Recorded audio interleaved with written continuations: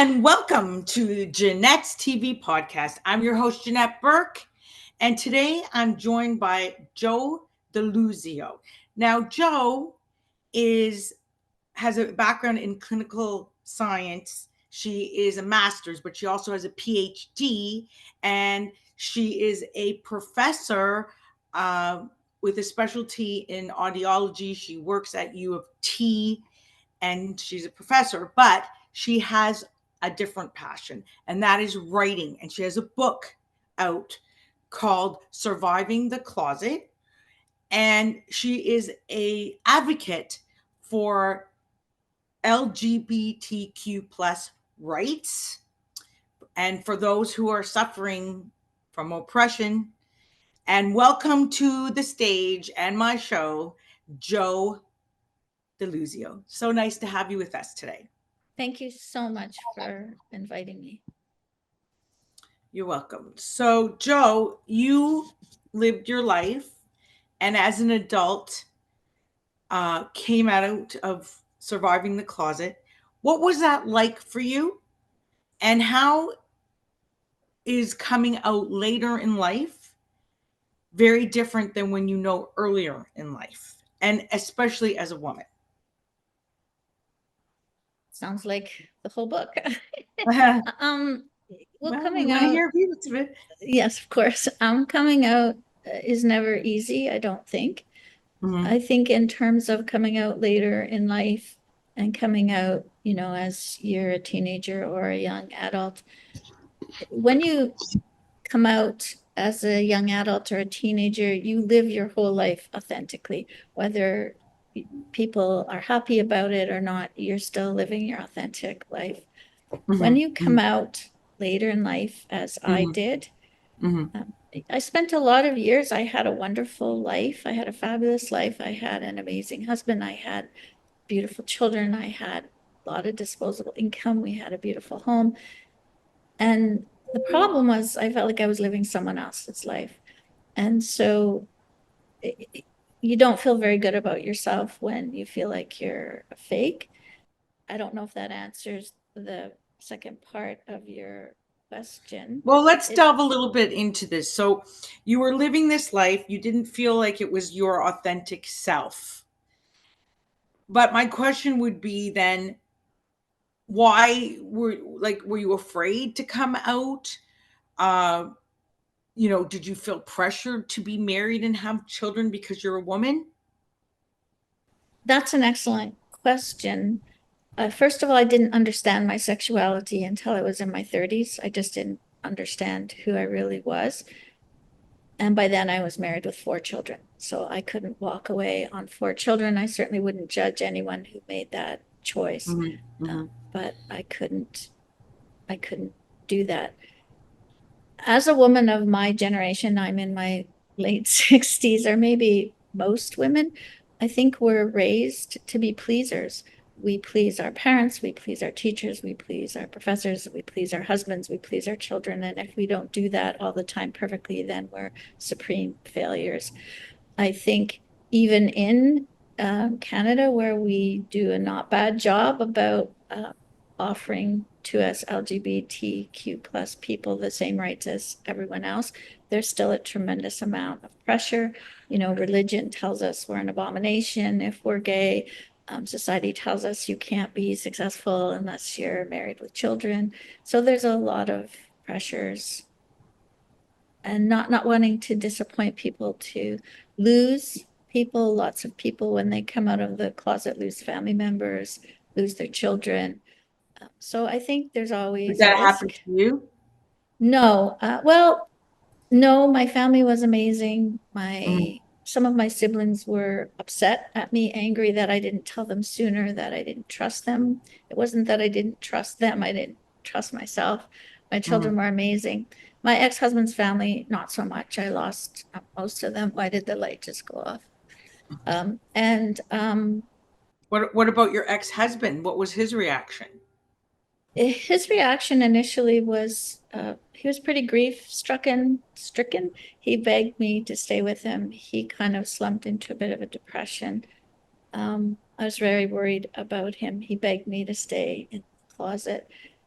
He said essentially, if I came out and told people that life as I knew it would be over, that he wouldn't be able to work, the children would be pulled from private school, and so on.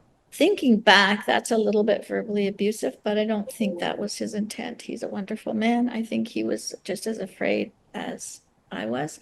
And we have a happy ending. He was at my marriage to my wife, and I was at his wedding to his wife. So Okay, we've that's great. remained, we're very close friends. I mean, we parent the same Co-parent for children. kids. Yeah. And I All right. have So, two more children, by the way, with my wife. So 6 kids. oh, do you? Wow. I do. Oh, that's a lot of kids. It is. Good for you. Very good for you. So I want to ask you then, what advice do you have to share for women who may be a little bit older, maybe living a little inauthentically and having a little trouble finding themselves or their true voice? How would you advise them to step out of the closet and be themselves? Well, first of all, if I can do it, you can do it. But I think you have to believe in yourself. I think you have to love yourself. I think the message I would send is you are worthy. You are entitled to live your Mm, authentic life. You aren't being selfish. There's nothing wrong with you. You're not mhm, sick. mhm, You're gay. There's a big difference. And I would say if it's safe for you to come out, find one ally, one person that you can tell that you trust. And then mhm. maybe they can help you find other allies. So people need to come out of the closet slowly when they're ready. Some people think you just rip off the bandage. I'm not sure how you would tell all your life networks at the same time you Mhm, are gay, but it is a complex process. And I think when you're older, I already had a career. And so some people feel like, well, you've been lying to me all these years, or, if you hmm. lied about that, what else did you lie about? But nobody ever asked me if I was heterosexual. So, That's an unfair, in my opinion, that's a very unfair comment. It's almost like a judgment call. How can you be lying to others when you're trying to find the truth within yourself? You have to come to that part, that in the journey first before you could probably share. And I don't even think it's an issue of feeling comfortable, although I'm sure there's that factor too, but it's a matter of, you're confused, you don't know, or you're not 100% out yourself. So how can you go to others and say, I'm out, when you don't even know yourself if that's exactly what you want or and who I you still, are? but I still find, I meet people all the time at social gatherings, at professional conferences, whatever. And there's Mm, always that tango, that dance. Do I say something? Do I not say something? I mean, if you meet somebody at a party, a heterosexual person doesn't go, "Hi, I'm het." So why should I say, "Hi, I'm gay"? no, you But shouldn't. if you don't, exactly, it should be a non-issue. But then as people find out, then sometimes the reactions are less than positive, or I have to endure all the idiotic, ridiculous questions that people ask. So, I cannot believe that that still exists in our world today. But since well, you brought it up, just a sorry, go second. ahead. What do you mean by our world? Because we need to recognize that there are multiple countries in the world where being gay is punishable by death, where people are being raped and tortured and thrown out Yes, on the I'm street aware of like that. garbage. But even in Canada, so I interrupted you, but I think No, it's okay. people, I'm aware of that. I mean, look, there's a young lady in Brazil right now who was murdered, and there's a whole movement to support it and change it. But what I'm saying, I meant more in the Canadian, North sure, American yeah. world, Mhm. but certainly not to diminish it. And since you brought it up, I'd like to delve a little deeper into this and talk about the fact that, we are living in a world where, LGBTQ plus is recognized, in at least in North America and other parts of the world, where we have pride parades, and one coming in Toronto, and then of course many others across the globe that do celebrate LGBTQ plus and their rights. But do you feel that it's fully marginalized, or do you feel that there's a heck of a lot more to be done? Thank you for that question. I think there's a heck of a lot more to be done. I think we're seeing a resurgence in homophobia and transphobia. even in Toronto, one of the school boards has just refused to fly the Pride Parade outside of the school. They can fly it inside the school. We have a premier of Ontario who is trying to mandate, or maybe they already have, that if a child wants to change their gender at school, then they have to tell the parents.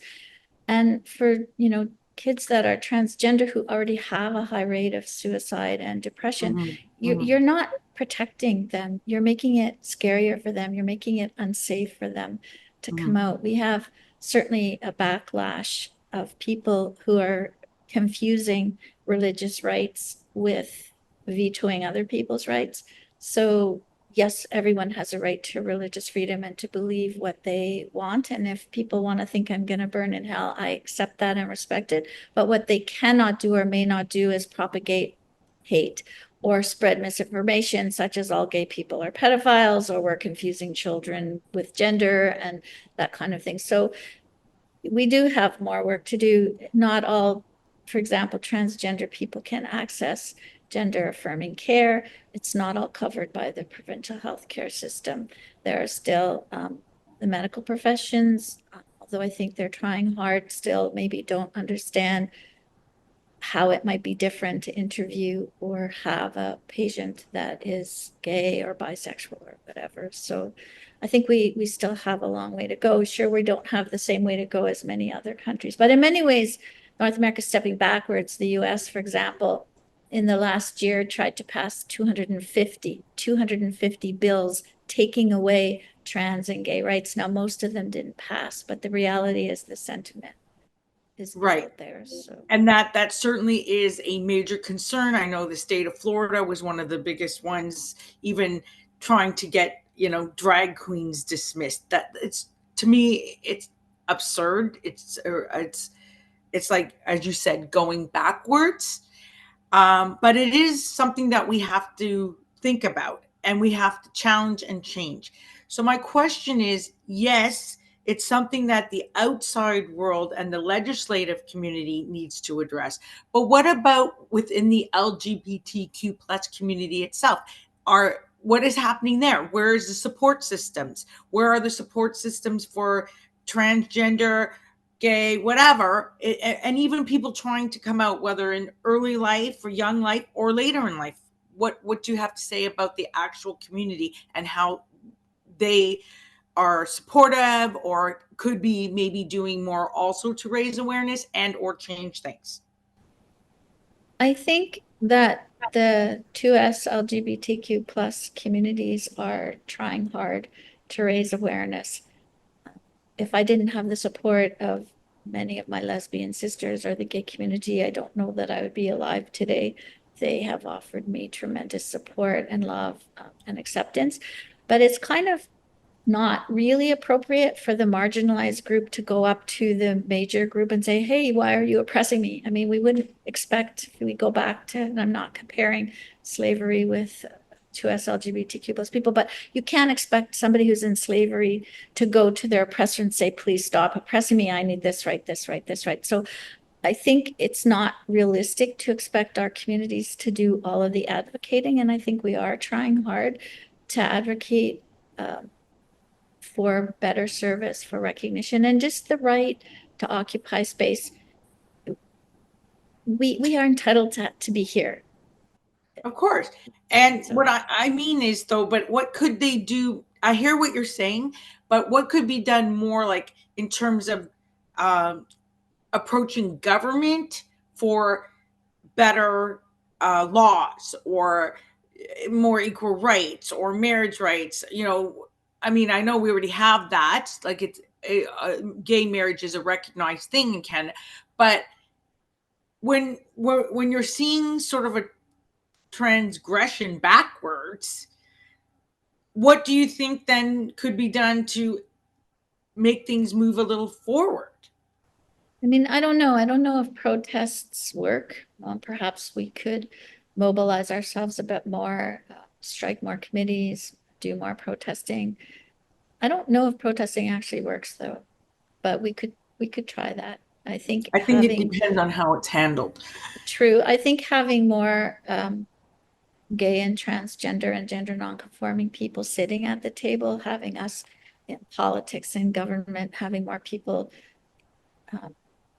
try to step into those professions and also get into those professions. So, I mean, when I was first trying to come out of the closet, I didn't see myself anywhere. There were hardly any TV shows that had gay people. If they did, it might be a token gay man who was there for comic release. He was desexualized. If there was a lesbian, she was dead or dying or something. I mean, we didn't really see ourselves represented. We still don't. It's a lot better, but we're still not. Media matters. And if you don't see yourself in media, you feel like you don't have a place at the table. But I think we have to push forward and put ourselves at the table and fight to be at the table. So people shouldn't be making decisions about us without having conversations with us and then without involving us in the discussions. That's true. Okay, now I'm going to turn more to the book itself. And I want to ask you, what do you want people when they read this book to walk away with? What's the main message you want them to walk away with after they read your book? The main message? Well, I guess one of the main messages is that it's okay to come out. And as I mentioned earlier, if I can come out of the closet, you can too. And, every time a woman has a success herself, however small, it's really a success for all women. But I want people to come out with the message that you don't just come out of the closet and then poof, you have your new life. There's that whole process of, you've survived the closet, now what? So when I started coming out, it's like, okay, now what do I do? how do I navigate life as a gay person as opposed to somebody who fits into heteronormative society? So people to understand that it is a process. Even just how do you meet people? How do you date people? Being confronted with homophobia when you least expect it, how to react to that, how to respond, how to defend yourself. So I think you hear a lot of coming out stories, and most of them are primarily male, but it's usually younger people, and there's a ton of YouTube videos of people, how they told their parents or their coming out stories, but they're primarily younger. And I think people don't really think enough about, well, regardless of what age you are, but particularly if you're older, what happens once you come So out? tell What do you us a do? little bit about what happens then, like the journey, what one could expect, because I'm sure there are many other people later in life that are trying to come out. Maybe they're afraid to come out, or maybe they've just come out and they don't know what to expect. What are some of the steps that you could give advice on, or just share how you mandated those steps or how you navigated them? I think first of all, try to make connections with other people that are queer, and I like that term. I know some people don't, but that with other gay or gender nonconforming or transgender people, join a support group, join a sports team, join a club, join a hiking group, go to events, go to bingo, go play bingo, try to meet other LGBTQ plus people, and then you'll start to find people like you with common interests that will help you. But I think you have to expect a lot of questions and a lot of criticism, and you have to be prepared for that. So I'll give you an example. A friend, I wouldn't say she was a close friend of my husband and mine, but she was a friend, refused to speak to me or even acknowledge me after I came out of the closet. And it wasn't as hurtful as people who I thought I was important to that suddenly didn't want to have anything to do with me. And I bumped into her, on the street, and I said to her, "Can we just talk about this?" And so she said, "Well, I suppose." And I said to her, she was sort of not being very kind. And I said, "If I stay with a man for the money, what does that make me?" And she Mm-hmm. said, "Practical." Like, so Oh, I thought, okay. So I think that you can try and educate people in a calm manner, try not to be defensive, but some people are never going to be educated, and you have to sort of cut your losses and move on. And also be forgiving. People that were unkind to me 20 years ago some have come around and said, "I didn't understand, I apologize." And you have to be able to forgive. And I would say prepare yourself to answer really ridiculous and invasive questions that nobody would ever ask a heterosexual person. Right. What Finding about ways things of, like telling your boss? Like, I mean, you're a professional woman, you work at U of T, you're a professor. Um, how were you able to, tell your boss, or even in the university itself? Was that a problem? Like, how, no, how difficult was that? no, I think there's still people at U of T that don't know I'm gay, I suppose. No, that wasn't a problem. And I'm also an audiologist, so I don't tell, and I still practice clinically. I don't tell my patients necessarily that I'm gay. I did tell, the chair of the program when I came out all those years ago. It wasn't a problem. Um, the university has been by and large fairly accepting. Some Hmm. people were surprised. I think some people still don't know. My students know now. Well, I'm very open about it. And it just sort of slips into conversation. I'll say, blah, blah, blah. My wife speaks 6 languages or whatever, and it just flows naturally. And that was scary. I thought I would be judged by some students, and I suppose I am, but that process has been great. And I get emails all the time from students saying the fact that came out so easily and made it natural, made it easier for them to decide to tell the class. And I just got an email from somebody that I'm teaching right now who said, that I inspired her to tell her parents. Oh, Um, that's good. and I got a wonderful email. This has nothing to do with work, from a woman over 80 who said she read my book and she's now going to come out, and she's 80 years old. So, um, uh, But but it's yeah, never too late to live your true self, right? So this is my last question before we get into where we can go to get the book. This is my last question. Um, being yourself, your authentic, true self, and having a voice is extremely important, whether you're LGBTQ or whether you're some other group in oppression that, wants to be more in accepted by mainstream society, or just living without the commentary on them, or without the judgment, or what have you.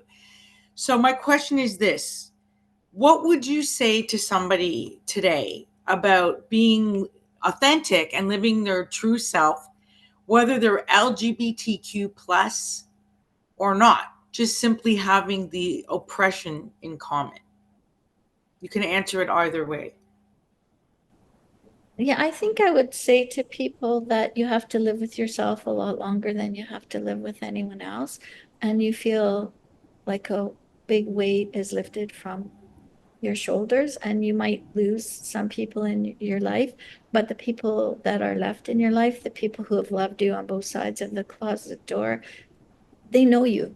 Now it's a real, genuine relationship. And I found that particularly with my siblings, who we always thought we were super close, but my sister in particular always felt that there was something preventing that next level of closeness. And we are very close. And having her understand my sexuality was such a weight lifted. And so the people that know you, they really know you. They know all of you, not just parts of you. So I think it's really affirming to yourself to be authentic and to love yourself. And I think you can't really love other people. I think, the great drag queen RuPaul always says, if you can't love yourself, how the hell can you love anyone else? I think that's very true. Um, you have to try That's to a be really authentic. great point. So now let's mention where you can go get the book. I'd like my audience to know where they can go get the book. It's Um, called. it's called, I have it Oh, exactly as great, I great. Yeah, just, show that. Show that. it's called, Surviving the Closet. And where can we go to get the book? the book is available on Amazon, or just about any major bookstore, Indigo, whatever, you can get it. You can also get it directly from the publisher, which is Ray Books Publishing. But I think most people are getting it on Amazon. But Okay. anywhere that any bookstore, if they don't carry it, will get it in for you. It's pretty quick. A couple of people just told me they got it the next day or 2 days later. So Okay, so now, audience, don't worry. We will be sharing all the links in the show notes below so you can have a chance to go get it. I just wanted Joe to mention it. And Joe, is there any other thing like a website or something that you would like to direct people to, or maybe some resources that could help them? Um, Sadly, I'm not on any social media. I have to get onto social media. There are a number of resources in the book. At the back of the book, it says a lot of places people can Okay. go for Okay. information. Okay. So that's great. So guys, get the book and get the resources. And Joe, thank you so much for being with us and sharing your time with me today. Thank you, my wonderful audience, for tuning in today. And if you haven't already done so, please hit the link below to subscribe to our YouTube channel. Please remember to share us with your family and friends. You can find us everywhere. On the TV side, we are on Facebook, LinkedIn, Twitter, Pinterest, Vimeo, YouTube, and the list goes on. On the MP3 audio side, we are on iHeartRadio, Apple, Buzzsprout, BuzzFeed, Spotify, and that list goes on. For a complete list of where to watch and listen to us, please check the links in the show notes below. And until next time, continue to be fabulous. This is Janette Burke, your host, signing off. Thank you for having me.